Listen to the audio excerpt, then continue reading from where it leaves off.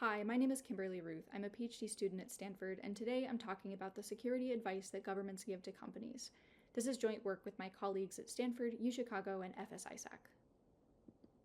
In today's complex security landscape, companies look for advice about best practices, and they often turn to governments as a de facto source of reliable, impartial security guidance. Recognizing the important role that they can play, agencies such as the US's CISA and the UK's NCSC put out large volumes of resources for companies.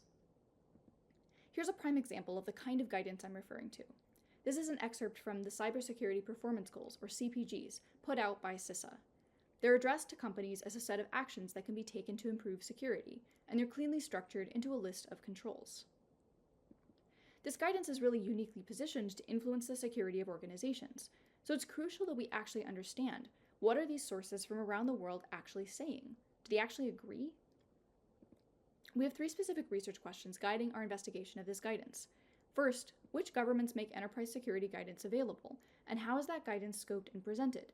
For instance, targeted to particular industry sectors or technologies. Second, what content do governments cover as part of essential security guidance for companies, and in what level of depth and detail? And third, how consistent are the security controls that get recommended to companies, and do we observe any direct contradictions between countries' advice? We'll build this up from the beginning. So how are we going to study this? Well, we need to begin by identifying the documents that governments publish. We focus our search on 41 countries that are high profile in security, technological development, and/or population. For each country, we pull data from the UN about government agencies that play a role in cybersecurity strategy or policy, in addition to a suite of supplementary web searches. And for each agency we find, we systematically traverse the agency's website manually to find published guidance resources, just anything that tells companies what they should do to improve their security. This gives us a large corpus of documents to work with. And it turns out that this ecosystem is very big. Every country we examined had publicly posted security guidance that we were able to find in our search, except for Russia, which is known to geo-block Western searching for its government websites. For many countries, we found dozens of different resources, typically published by 2 to 5 different agencies or ministries. And except for Indonesia, Nigeria, and Mexico, nearly all countries have at least one general-purpose guidance document available. That is, one that's addressed to all organizations about securing their infrastructure broadly. Most of the countries even had more than one. The US far outflanks the other countries in terms of sheer volume of guidance, with 18 general-purpose resources alone, published by 4 separate agencies: CISA, NSA, FBI, and NIST. And when you also count the documents with a more targeted scope, that tally rises to 36 separate US agencies releasing security guidance. And this is just what we were able to find using our search method. These numbers might be an underestimate of how much government guidance is out there. This ecosystem isn't just big, it's also very heterogeneous. In addition to the general-purpose guidance resources addressed to all companies, we see a buffet of guidance documents with a more targeted scope.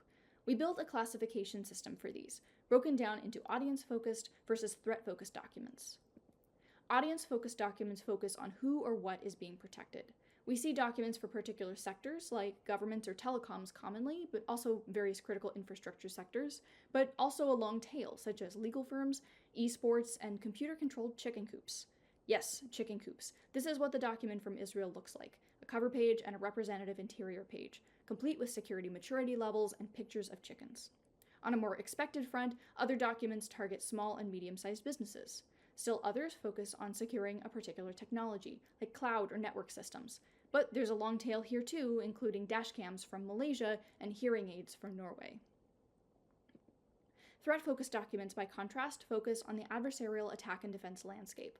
Some documents focus on particular kinds of attacks, like DDoS or ransomware. Here again, there's a long tail, including Lithuania on malicious ebooks. Other documents focus on particular defenses, like incident response plans or identity and access management.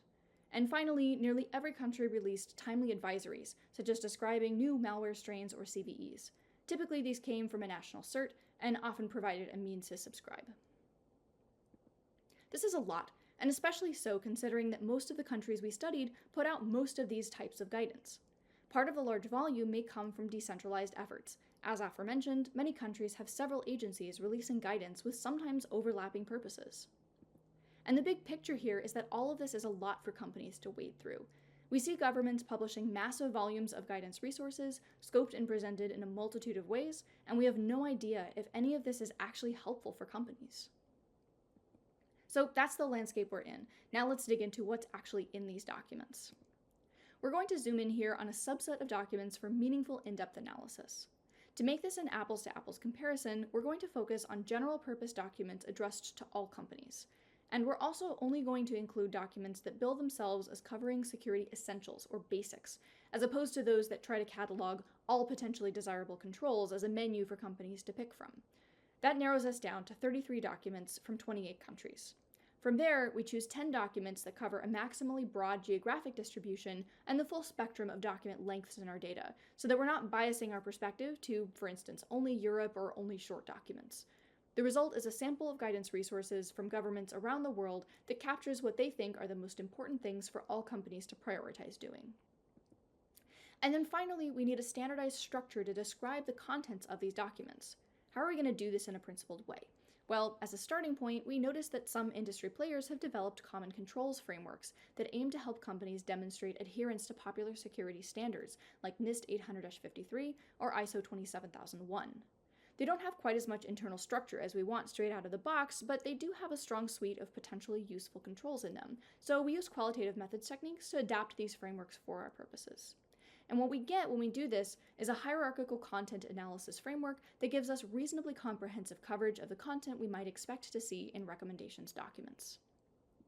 What do I mean by a hierarchical framework? Well, it's a 5-layer taxonomy that captures different layers of abstraction present in guidance content. I'll walk you through the terms we're going to use in our analysis.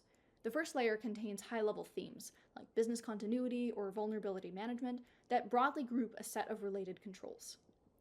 The second layer contains subthemes, focused groups of controls centered on a common goal within a theme. For example, vulnerability management includes scanning for vulnerabilities and patching vulnerabilities. The third layer contains the controls themselves, distinct security countermeasures or practices within a given theme. For instance, prioritizing vulnerabilities to patch versus operationalizing the patch. The fourth layer captures whether or not a control description addresses specific categories of implementation detail, the what, where, when, who, and how of accomplishing the control objective. For instance, a control for patching vulnerabilities may include information about when to patch or which systems to patch. And finally, the fifth layer describes the specific details themselves, for instance, patching weekly versus patching within 24 hours. We can then represent the content of each guidance document as a tree within this common structure. We built these trees for our 10 selected documents using a combination of deductive and open coding techniques from qualitative analysis. And here are a few examples of what those trees look like. To orient you to the colors, blue is backups, green is authentication, orange is patching. We did a deep dive on those since they appear frequently in our data. Right away, we can see that how countries talk about essential content differs dramatically. We see a whole spectrum of coverage. Ukraine and Israel boil down their essentials to just a dozen or so controls. Singapore includes substantially more, and far on the other end of the spectrum, New Zealand covers a very broad range of content. And then even when you compare trees of about the same size, you see some differences in the amount of specificity with which content is described. So for instance, looking at Israel versus Ukraine, Israel goes for more breadth, while Ukraine goes for more depth. And I really want to emphasize here, we're not saying that one of these is inherently better than another. We don't know how much content should be recommended as essential for all companies to implement. What we can say for certain is that countries have very different conceptions of this. So now, using these trees, we can dive into what themes, subthemes, and controls most commonly appear in our sample of guidance documents. And starting at the theme level, we see that there's not a lot of consensus about what topics are essential to cover. In fact, there are only 3 themes that appear in every document that we looked at: business continuity and disaster recovery, vulnerability and patch management, and identity and access management. Other themes like cloud security, security training, web and browser security, and third-party management only appear in about half the documents. And if we zoom in on the controls within those themes, we see even less content achieving widespread consensus. The top themes from the last graph rise to the top primarily because of a small number of controls. All 10 countries recommend creating backups and patching systems, and in fact, these are the only 2 unanimously recommended controls in our data. Multi-factor authentication is covered by all countries except India and Ukraine. But the vast majority of controls don't achieve widespread consensus. Even though all of these documents bill themselves as lists of essentials, only 3% of controls are recommended by at least 3/4 of countries. The rest are part of the long tail. So how long is the long tail of controls? Let's plot it. For every control in our data, we'll count the number of country documents in which it appears, and we'll plot how many controls have the same count of countries including them. So for instance, recall that there are 2 controls with unanimous consensus, backups and patching. But when we build out the plot, what we see is a fairly heavy tail of guidance content. More than 1/3 of the controls in our data fall somewhere in the middle. Countries show neither strong consensus that they are essential nor strong consensus that they aren't. And we also see a substantial number of one-off recommendations. So let's dig in. What are the controls in the long tail? Well, in addition to the themes with mixed consensus, like training or third-party management, some of this was due to unique or unusually specific security controls that in some cases defied categorization. This ranged from Israel's advice to not disclose organizational details externally unless needed, to Australia's guidance to annually validate Microsoft Office's list of trusted publishers. Perhaps the most unexpected long-tail control came from the US, which advises companies to sponsor at least one pizza party per year to strengthen working relationships between IT and OT security teams. We can't say for sure why we see such a long tail of content. It's possible that most countries just don't see these interventions as sufficiently essential to warrant inclusion, or it could be that they simply overlooked them when considering what to include. Regardless, what all this disagreement adds up to is widespread difference between countries' guidance content. Most countries differ from each other pairwise by more than half of their combined content. And surprisingly, even close allies don't fare much better. The US, UK, and Australia are part of the prominent Five Eyes alliance, which frequently coordinate to co-publish security advisories. But when we look at the controls that each of them deems essential, we see them agree unanimously on only 13% of the controls they cover. For example, the UK is the only one of the 3 to address network segmentation, Australia is the only one to mention asset discovery, and the US is the only one to discuss DNS-based email protocols, SPF, DKIM, DMARC. The picture is pretty clear and pretty stark. Countries do not have a basic level of agreement on what should be considered essential security controls that every company should implement. Okay, we've talked about controls. Now let's dive into comparing the details of those controls. Right away, we notice that some countries provide far more specific details for controls than others do. Regarding backups, for instance, Israel makes a blanket statement about all assets, but the US specifies a concrete list of things to back up, including configurations and engineering drawings. And on the topic of patching, Egypt only says to update periodically without specifying what an appropriate interval would be. But Australia sets very concrete targets for concrete classes of software, such as patching browsers and email clients within 2 weeks of a patch being released. What's more, these choices to include additional specifics translate into a long tail of unique details. For instance, Australia supplements its description of backups with a long list of associated backup access restrictions, such as preventing admins from deleting backups during their retention period. New Zealand doesn't specify how quickly vulnerabilities should be patched, but does uniquely describe patching during off hours to minimize operational disruption. And Egypt is the only country to describe testing manual backup controls in case automated systems are unavailable. So far, the only disagreements we've discussed are about whether or not to include certain information in an essential guidance document. But in some cases, looking at the details allows us to spot direct contradictions between countries' advice. Norway, for instance, says to only use the latest version with the latest security updates. Australia says you can use the latest release or the previous release.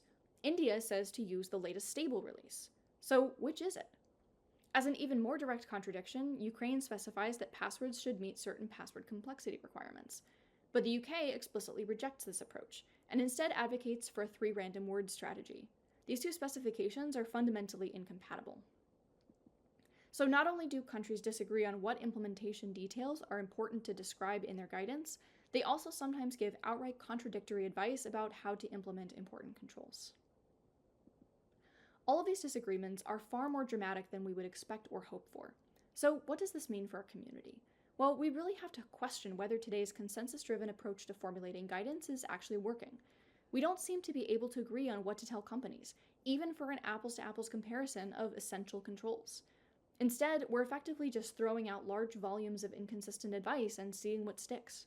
This is really not a principled approach, and it means that practitioners need to spend time sifting through it all. No wonder they struggle to keep up with everything they're being told to do.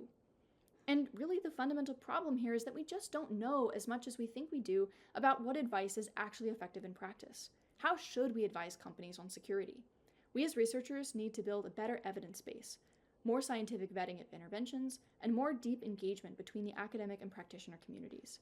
Doing so is our best route forward for improving organizational security in practice.